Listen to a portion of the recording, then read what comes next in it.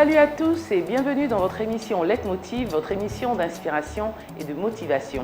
Aujourd'hui, nous allons à la rencontre d'un industriel dont le parcours est un modèle de persévérance et d'accomplissement professionnel.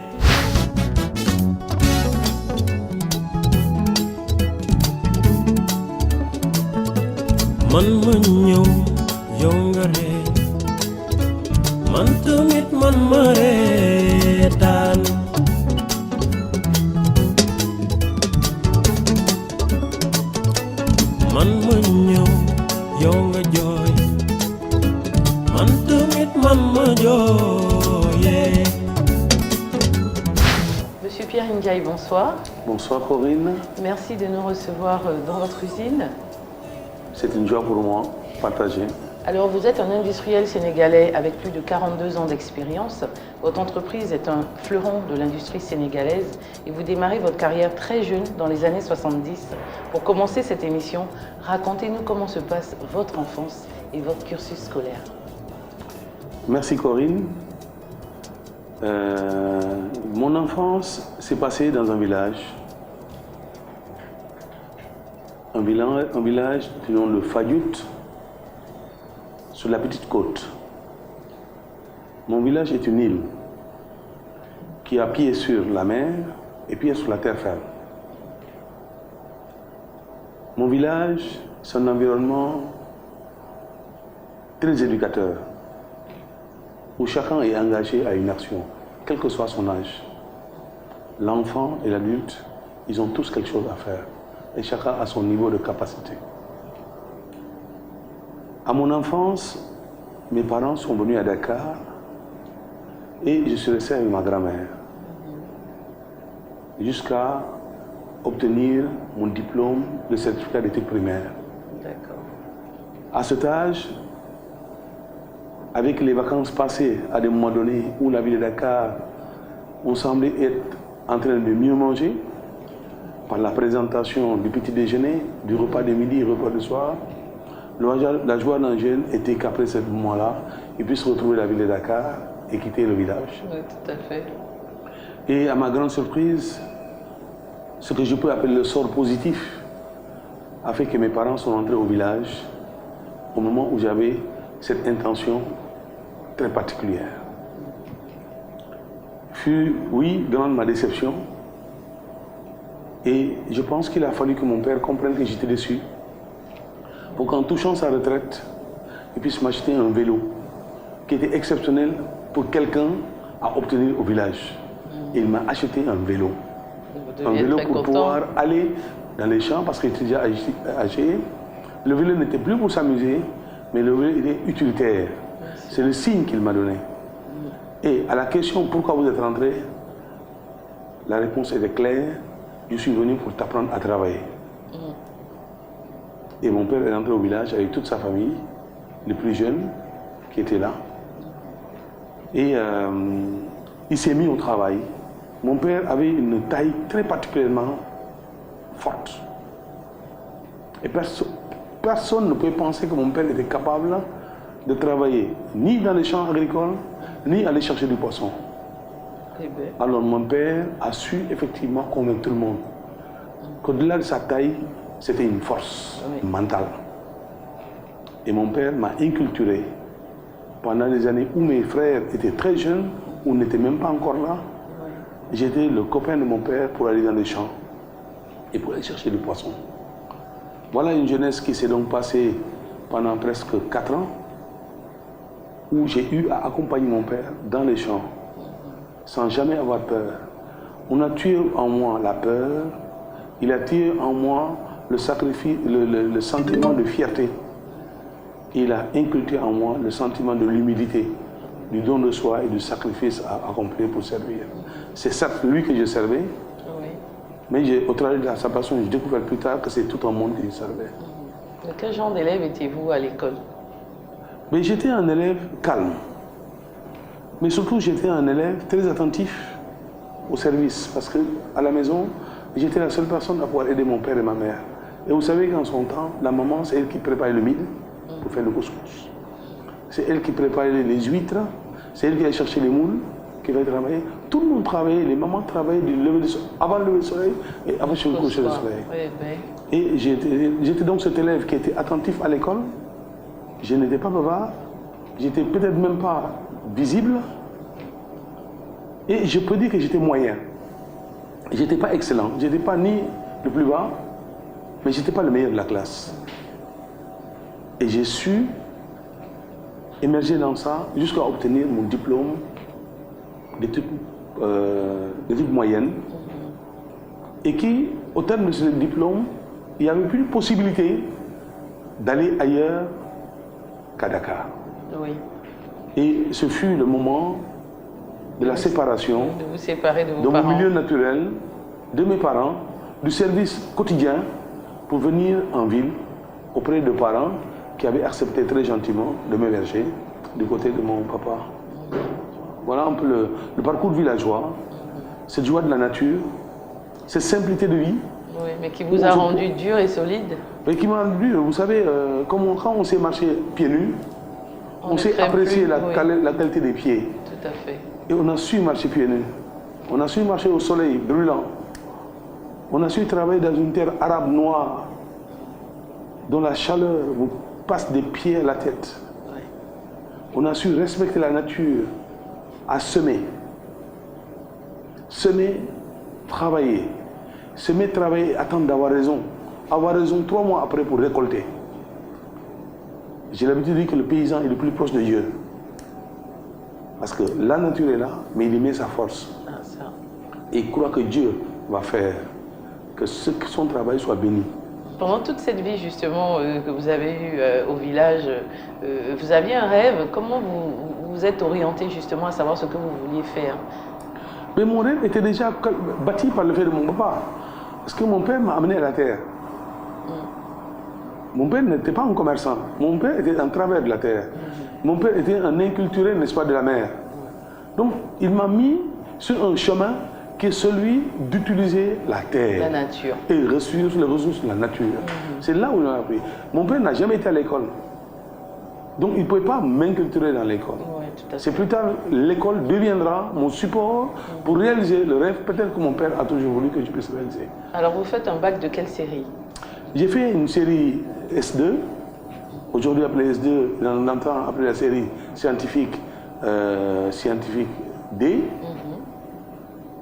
Ces séries nous permettaient de pouvoir avoir les notions fortes en français, bien sûr, en mathématiques, en sciences physiques, en sciences naturelles, et une connaissance des produits alimentaires. Contrairement à la science scientifique pure, où c'est très de mathématiques et physique très fortes, on était déjà dans le domaine de savoir ce que c'est que la nature et surtout savoir ce que c'est que ça veut dire nourrir un individu. Tout à fait. Et j'étais à ce stade un peu plus brillant que ce que j'ai été au cycle primaire, où effectivement le temps de travail d'école était très court, puisque le temps de service était très intense entre les champs et la maison. Ah oui. Là, j'étais quand même dans un domaine ville, où effectivement j'avais plus de temps pour intensifier mes connaissances. À la limite, je peux dire que j'étais presque très moyen en français au premier cycle, et je me suis rattrapé au deuxième cycle. Voilà, parce qu'avant, on ne savait pas lire, faire des lectures. Mais au second cycle, on a su faire des lectures et apprécier la qualité de l'écriture et de l'écriture bien faite. Donc après votre bac, vous faites quoi? Après le baccalauréat, j'ai tenté d'aller parce que j'étais jeune, et je t'ai dit que j'étais prêt à faire des grandes études, et je suis parti à la fac des sciences. Alors que précédemment, informé par un oncle,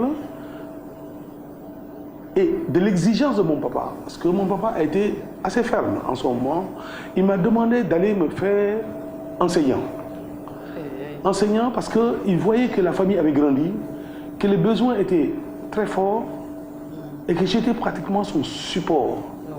Il a voulu que j'aille gagner de l'argent. Et en son temps, quand on sortait avec un diplôme, le meilleur choix, le premier choix, c'était de devenir professeur ou enseignant. Oui, là c'était sûr, c'était une place sûre. Et il m'avait demandé d'aller faire cela. Et je lui ai dit, non papa, aide-moi, on soit encore patient, je veux faire plus que cela.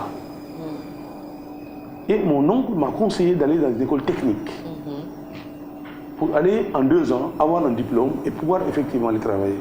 Je lui ai dit non. Et lorsque j'ai fait une demande à l'inscription à l'Université de Dakar, j'ai été effectivement admis à aller faire la section mathématiques et sciences physiques. Et je suis parti donc en sciences physiques. Mais en ce moment, on était très jeunes. Oui. Très jeunes, on arrive, on a une bourse. Au lieu d'avoir une bourse annuelle, tu as une bourse mensuelle. Ah. Et on a commencé quand même à sentir le revers de la ville, à savoir ne plus donner assez de temps au travail. Bon, ça s'est passé tel quel et ça n'a pas raté. J'ai échoué. Voilà. À la première année en fac de sciences. Et cet échec va déterminer davantage ma vie. Ça vous a servi de leçon. Parce que d'abord, la première chose, je m'étais écarté des valeurs du village pour mettre les valeurs de la ville. Et les valeurs de ma ville, les valeurs du village m'ont rattrapé. Oui, là, vous aviez plus ce cocon familial à côté de vous. Ben, écoute, j'ai senti que mon père avait raison, mais ma mère avait raison, de dire quand tu vas en ville, n'oublie pas de t'habiller toujours comme si tu étais au village. C'est-à-dire habiller ton cœur comme si tu étais au village et non habiller ta tête et ton corps comme si tu étais dans la ville. Oui. Alors, après cet échec, je suis donc parti m'inscrire effectivement dans une école de formation technique qui était un IUT en agroalimentaire. Et j'y ai fait 2 ans, un cycle normal, très studieux. De ce cycle, et à la fin du cycle, comme par enchantement et par chance, il a été créé une formation d'ingénieur technologue à partir de l'année qui suivait celle qu'on avait. Et on nous avait informé qu'il fallait avoir une moyenne minimum de 13 sur 20 sur les matières essentielles pour pouvoir espérer aller dans ce cycle. Nous étions 24 et tout le monde a commencé à se battre. Ah oui, là tout le monde se met au travail. Oui. J'ai eu la chance d'être parmi les 3 des 24 qui étaient éligibles. L'un est parti à Montpellier. Dieu et son âme, il est décédé, une vraie tête. J'étais 2e de la classe. J'étais donc au sein de l'école, oui, avec un autre qui est devenu par la suite un géologue. Il est parti en géologie et non en alimentaire. Et j'étais le seul qui était resté dans le domaine agroalimentaire. Bien sûr, sortant de ce diplôme d'ingénieur technologue, c'est ouvert à moi le travail. Mais vous restez, vous ne partez pas, vous restez toujours au Sénégal. Et j'étais toujours au Sénégal. J'ai fait toute ma carrière au Sénégal, regardant les Sénégalais dans leurs besoins et envisageant l'avenir avec les Sénégalais. Les réalités du Sénégal. Oui, les réalités du Sénégal. Et voilà comment je suis tombé dans une industrie qui s'appelle Nestlé Sénégal, qui a été mon premier berger. Une usine dont le charisme, c'est la précision des gestes. Là, on est en quelle année? Vous démarrez votre carrière? J'ai démarré ma carrière déjà en 1976. Je viens donc d'avoir mon diplôme d'ingénieur technologue. Et je suis reçu admirablement par une société qui s'appelle Nestlé Sénégal. Mais je ne suis pas rentré vite à Nestlé Sénégal. Parce que pendant 4 ans où j'étais à l'Université de Dakar, dans ce cycle de formation d'ingénieur technologue, chaque année, j'étais dans une société qui s'appelait Senelec, une société sénégalaise, où au lieu d'aller en vacances au village, je restais à travailler pendant 3 mois pour gagner de l'argent, pour davantage aider mon papa dans les charges familiales. Mais pendant ce temps-là, je m'inculturais à la vie industrielle. Et j'ai eu la chance de connaître tous ces gens qui étaient dans cette industrie pendant 4 ans. Parce que je l'ai vu dans la même société pendant 4 ans. Eh bien, dis donc, qu'est-ce que vous retenez justement de ces premières années dans ce milieu professionnel? Mais d'abord, j'ai retenu qu'il n'y avait pas que les études.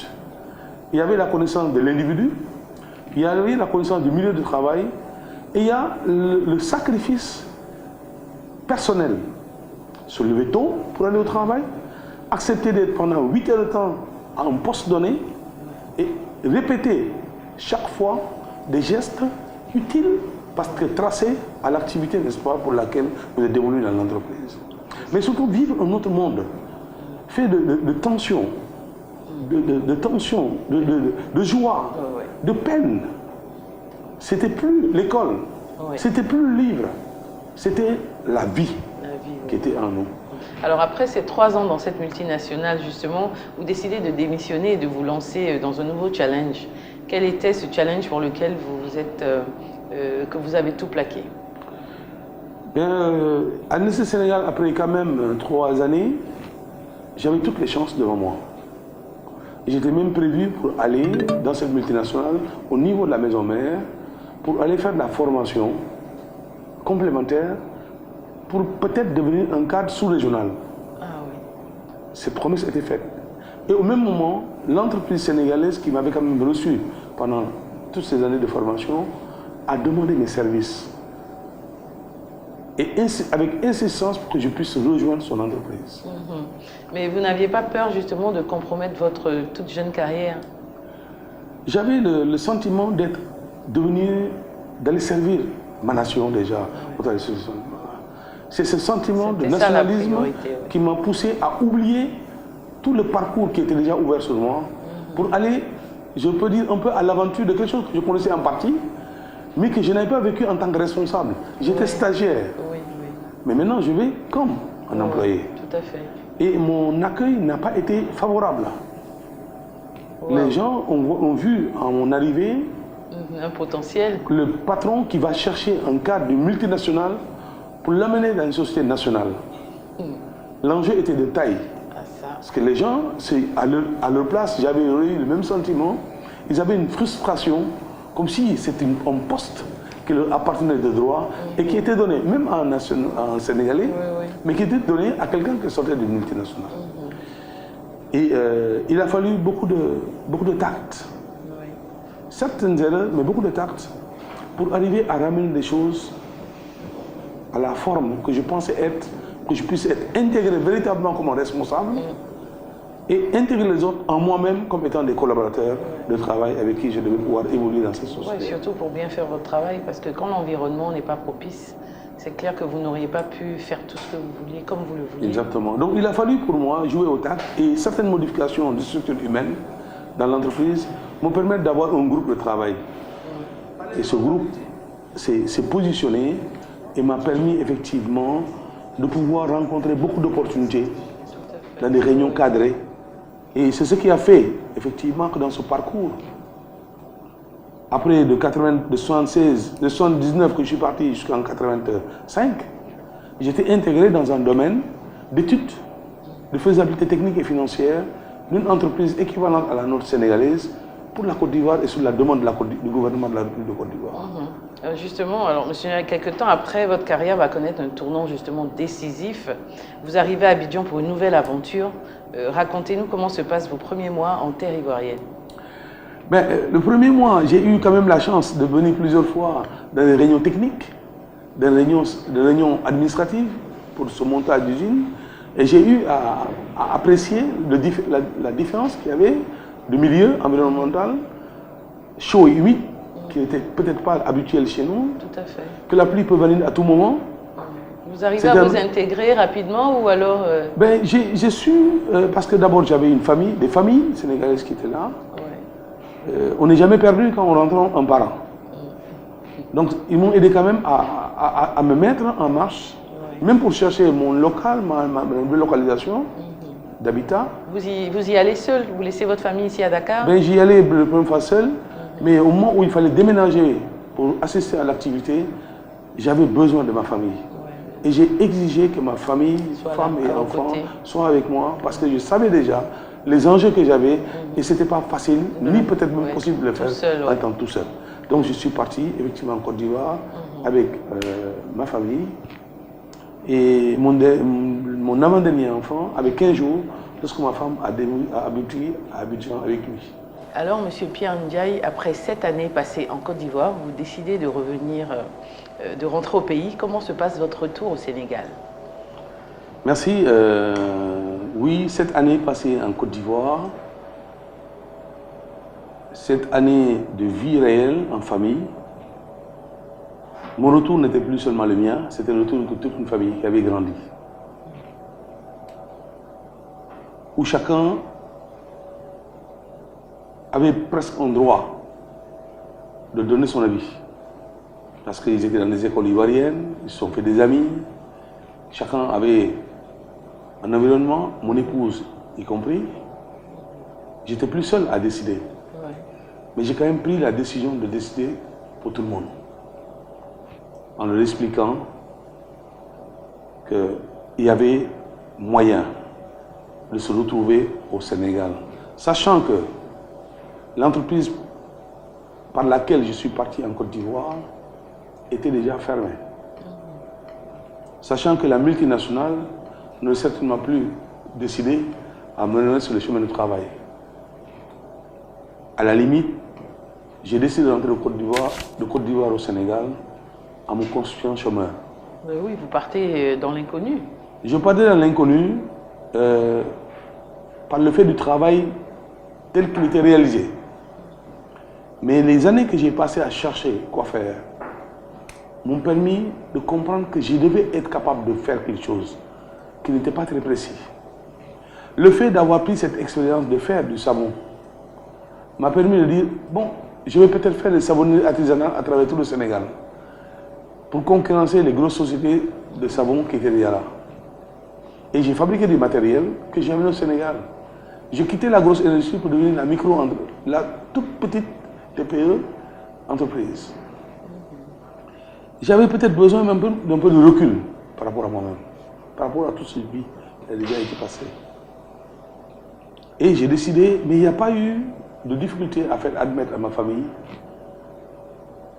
qu'on allait rentrer au Sénégal, mais pas pour rentrer comme la grande villa que je vivais en Côte d'Ivoire, mais retourner sur mes pieds, c'est-à-dire dans la petite maison que j'avais gagnée sortant de l'université de Dakar, qui pouvait héberger à peine 2 personnes et devait héberger une famille, et qui avait déjà grandi.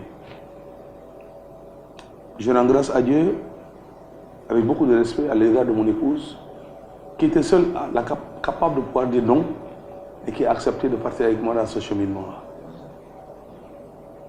Je suis donc rentré au Sénégal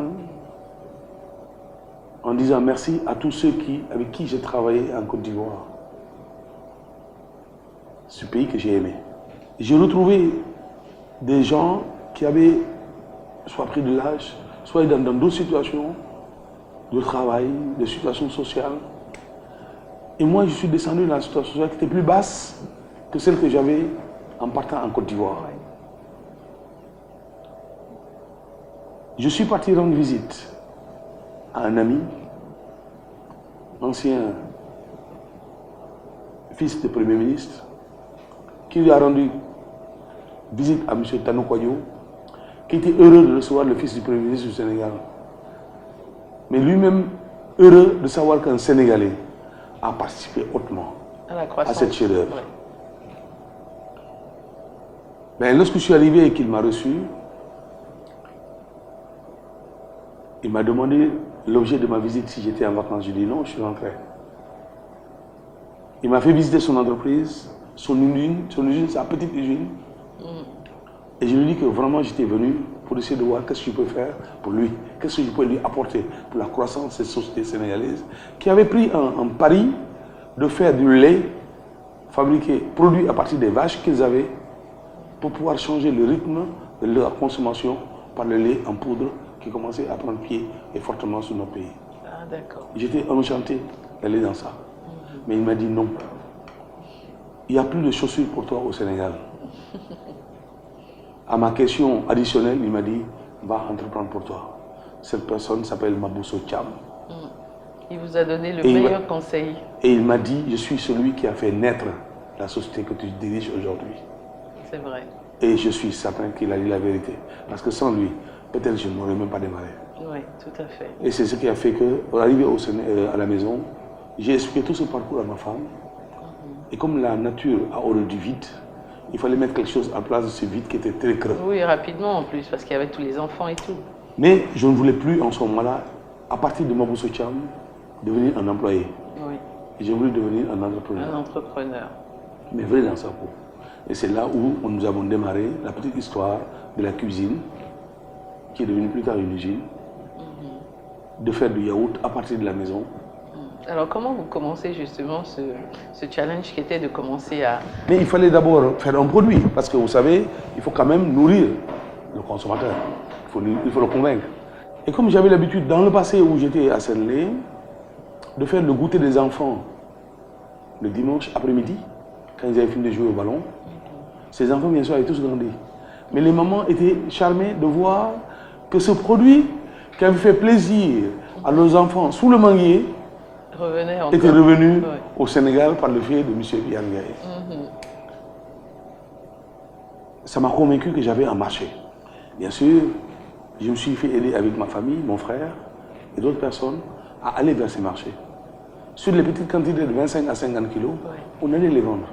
Et au retour, j'augmentais tous les jours la quantité de matières premières parce que j'avais pris l'engagement avec ma femme que je n'utilisais jamais les ressources de la maison, que j'ai gardé par devers moi, mes économies, pour monter cette activité. Mais c'est sur l'activité elle-même que je ferai grandir, n'est-ce pas, la chose. Et pari tenu. C'est un pari qui a été tenu. Nous avons fait grandir. Et lorsque j'ai quitté, 2 années après, ma petite maisonnette, que ma famille avait quittée 1 an avant pour venir s'héberger dans une situation précaire dans le quartier où je vis aujourd'hui, ou dans la maison même où je vis aujourd'hui, lorsque j'ai quitté cette partie-là, nous étions déjà à 300 kilos par jour.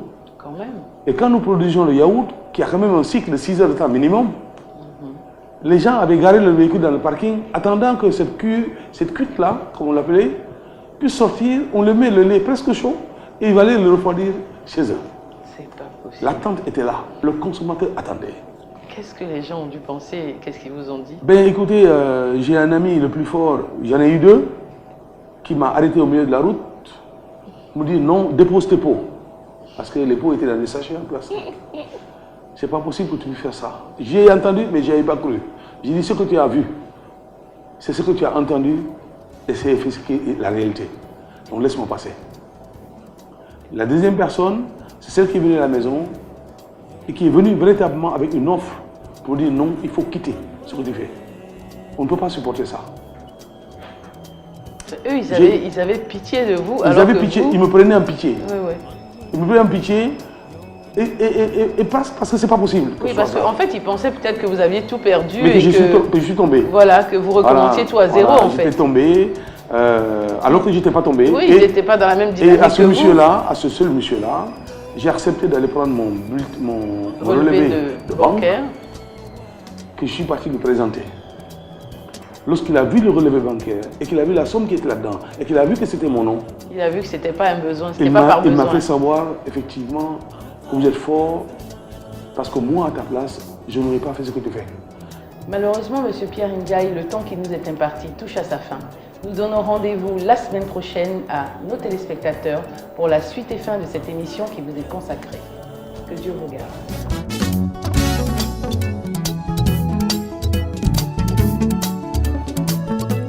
Man ma ñëw yow nga ree man tamit man ma reetaan